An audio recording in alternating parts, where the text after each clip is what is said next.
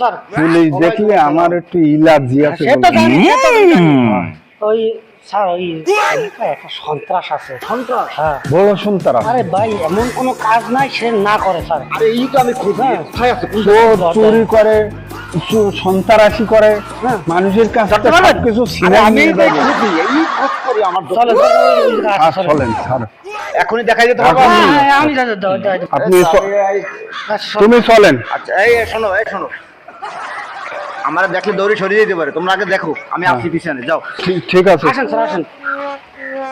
Sir, sir করছি কি এই জায়গাতে বাইরে হবেন বলো, বুঝছো?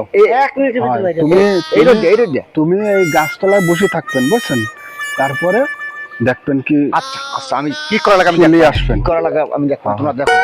আমি এই জায়গা স্যার, স্যার এই দাঁড়িয়ে আসবেন না।